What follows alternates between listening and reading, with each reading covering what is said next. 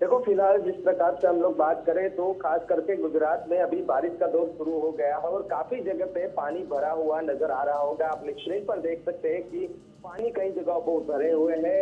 अभी तक की बात करें तो 8 से 10 लोगों की मौत की पुष्टि हुई है, जिससे बारिश के कारण 8 से 10 लोगों की मौत हुई है। और खास कर बात करें तो अहमदाबाद, राजकोट सहित इतने इलाके हैं जितने इलाकों में अभी तक बारिश नहीं हुई है, लेकिन जो ग्रामीण विस्तार है, जैसे की बात करें जूनागढ़ है, गिर सोमनाथ है, ऊना है, दीव है, उसी जगह पर भारी बारिश के कारण पानी जो है वो ज्यादा भर गया था, जिसके कारण लोगों में भी कहीं कहीं विकट परिस्थिति खड़ी हो गई थी। और खास कर बात करें तो गुजरात के कई इलाकों हैं, जिस प्रकार से बात करें तो जो सोरठ विस्तार है, जो उसको सोरठ बोलते हैं, जिस प्रकार से अहमदाबाद से थोड़ा दूर जाएंगे 200 किलोमीटर 400 किलोमीटर तो आगे उधर बारिश हुई थी, लेकिन अहमदाबाद, राजकोट, सुरेंद्रनगर, वलसाड़, वापी, सूरत अभी तक उधर बारिश कम हुई है जिस तरह से। और तंत्र की बात करें तो तंत्र जो है वो अपनी कामगिरी कर रहे हैं, और जो प्री मानसून की कामगिरी कर रही थी वो उसमें भी कहीं के कहीं वो लग रहा है कि प्री मानसून की कामगिरी कागज पर दिख रही है, ऐसा भी दिख रहा है। कभी कभी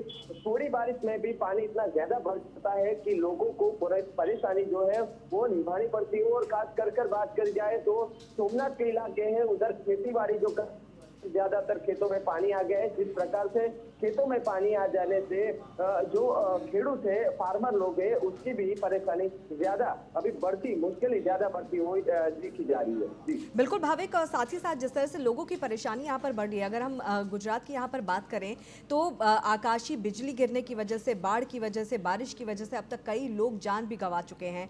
तो इस तरह की भी क्या कोई खबर, कोई घटना सामने आई है गुजरात से?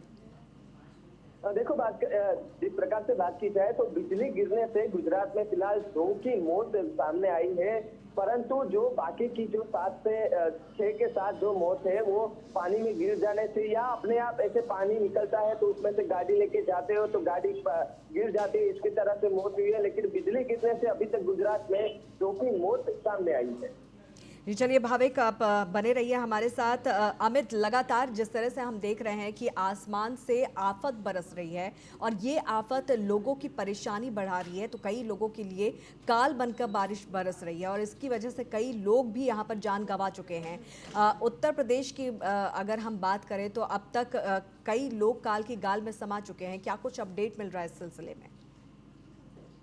54 लोगों की मौत इस बाढ़ से हुई है, जो बाढ़ से संबंधित, जिसमें आकाशीय बिजली गिरने से 43 लोगों की मौत हुई है, 9 लोगों की डूबने से मौत हुई है और 2 लोगों की सर्पदंश से मौत हुई है। तो ये मौत बाढ़ के साथ साथ जहां ग्रामीण जो है अपना जनजीवन उनका अस्त व्यस्त हो चुका है, नदियों का पानी गांव में घुस चुका है और इनके साथ ही वो मौत, एक तरफ जो है वो बाढ़ का तांडव और दूसरी तरफ ये मौत का तांडव भी बढ़ता नजर आ रहा है। लगातार मौत की संख्या बढ़ती चली जा रही है और ऐसे में जब लगातार ये जल स्तर बढ़ता जा रहा है, बारिश हो रही है, पहाड़ों पे बारिश हो रही है और जो डैम है भाई, अगर हम बात करें उत्तर प्रदेश के कुछ हिस्सों में तो जैसे कि अयोध्या है, बलिया है, लखीमपुर खीरी, शाहजहांपुर, पीलीभीत, ये ऐसे कुछ क्षेत्र हैं और प्रतापगढ़, ऐसे जहां बारिश लगातार होती रही है और ये रुक रुक के जो बारिश हुई तो वो बारिश नहीं, इन जनपदों के लिए आफत की बारिश रही है और ऐसे में जनजीवन बहुत ज्यादा अस्त व्यस्त है।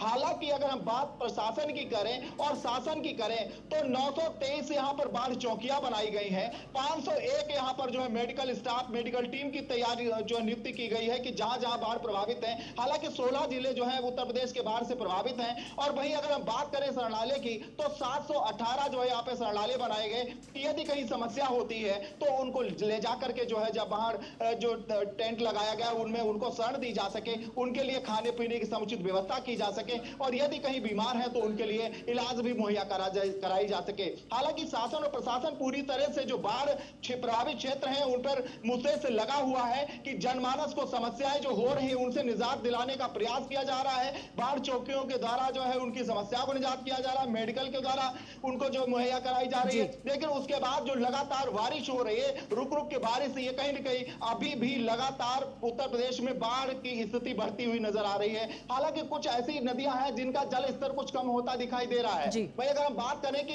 ड्यूनी डैम से जो नदियां निकलती हैं, जैसे कि शारदा नदी है, उसका जल स्तर गिरा है, वहीं राप्ती जो नदी है उसका कुछ जल स्तर गिरा है, लेकिन कुछ ऐसी नदियां हैं जिनका लगातार जल स्तर बढ़ता रहा है। गोमती नदी का जल स्तर बढ़ रहा है, गंगा नदी का जल स्तर बढ़ रहा है, तो अन्य नदियों का जल स्तर बढ़ रहा है। तो ऐसे में अगर बात करें तो 9 नदियां ऐसी हैं जो लगातार अभी उफान पर हैं। हालांकि 4 नदियों की स्थिति जो है कुछ कम हुआ है, लेकिन स्थिति जस की तस है और लगातार स्थिति मौतों की भी बढ़ रही है और प्रभावित क्षेत्रों की भी बढ़ती बिल्कुल चली जा अमित, रही है। मतलब कुल मिलाकर ये देखा जाए तो जिस तरह से आप बता रहे हैं कि 9 नदियां यहाँ पर रौद्र रूप दिखाती हुई नजर आ रही हैं, वहीं थोड़ी सी बारिश में जो शहरी इलाका होता है वहां पर जल जमाव की समस्या खड़ी हो जाती है, जो लोगों की परेशानी और भी ज्यादा बढ़ा देती है।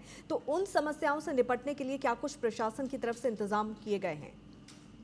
देखिए, बारिश के जल भराव को लेकर के जो संचारी रोग होते हैं उनके नियंत्रण के लिए जो जिले के सीओ हैं, जो मुख्य चिकित्सा अधिकारी हैं, उनके लिए भी आदेश किया गया है जाकर के वहां क्षेत्र में भ्रमण करें, यदि इस तरह की कोई बीमारियां पनप रही उनको तत्काल प्रभाव से उनका इलाज कराया जाए। और वहीं कुछ ऐसे क्षेत्र हैं जहां पे यदि पानी भर जा रहा है तो जिसके लेकर के वहां नगर पालिकाएं हैं, नगर पंचायतें हैं, उनको आदेश दिया गया है कि वहां उनकी जो सुविधाएं हैं उनको सुविधाएं दी जाए, उनकी समस्या निदान किया जाए। और कुछ ऐसे भी है जहां रह पाना ही बहुत मुश्किल है कि लोग वहां पे पलायन करने के लिए मजबूर हो गए हैं, तो वहां जिला अधिकारी को आदेश दिए गए हैं कि तत्काल प्रभाव से उनके रहने और खाने की व्यवस्था की जाए। हालांकि इन तमाम चीजों को लेकर के एक तरफ सूबे के मुखिया लगातार भ्रमण करते नजर आ रहे हैं, पीलीभीत हो और लखीमपुर खीरी हो, सिद्धार्थनगर हो, आपका अयोध्या हो, तो लगातार उनका जो है निरीक्षण चल रहा है, हवाई दौरा भी चल रहा है, कहीं कहीं जाकर के जो बाहर राहत सामग्री भी लोगों को मुहैया करा रहे हैं। तो ये समस्या तो है, लेकिन सूबे के मुखिया लगातार प्रयास कर रहे हैं। भाई अगर हम बात करें कि उफान की नदियों की, तो कुछ ऐसी नदियां हैं जो सीधे वहां पहाड़ों से निकली हुई है, जैसे शारदा नदी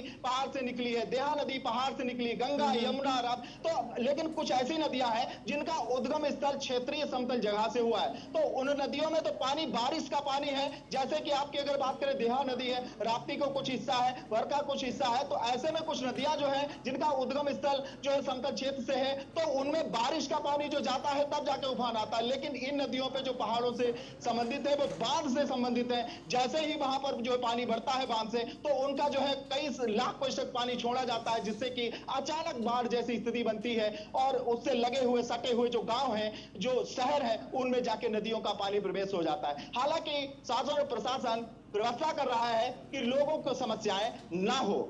जी बिल्कुल चंदन, बिहार की अगर हम यहाँ पर बात करें तो बारिश को लेकर और बाढ़ की स्थिति को लेकर प्रशासन ने किस तरह की तैयारियां, किस तरह के इंतजाम यहाँ पर किए हुए हैं?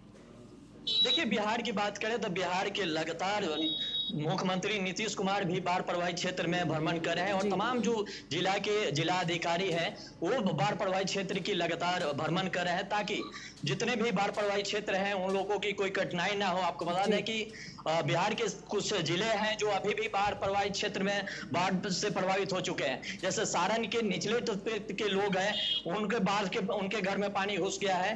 गंडक नदी की बात किया जाए तो उसके जो जलस्तर है काफी उफान पे है। गंगा नदी की बात किया जाए वही, तो उसका भी जलस्तर काफी उफान पे है। तमाम जो बिहार के नदियां है वो उफान पे है, जिसको लेकर बिहार के मुख्यमंत्री खुद इसको भ्रमण कर रहे हैं और संवेदनशील इलाकों में जाकर भ्रमण कर रहे हैं कि ताकि कोई परेशानी किसी को ना हो। और तमाम जो जिला अधिकारी है उसको भी निर्देश दिए हैं कि आप जाकर वहां पे देखें जहां पे इससे पहले भी जहां पे बांध टूटने की संभावना था, उस पर भी जो जिला अधिकारी है वो अपना निगरानी लगा कर रखे हुए हैं, नजर बनाए हुए हैं, ताकि कहीं पे भी बिहार में किसी को भी परेशानी इससे ना हो। बिल्कुल, और ऐसे में चंदन, मौसम विभाग का क्या कुछ कहना है कि कब तक इस तरह की स्थिति बनी रह सकती है?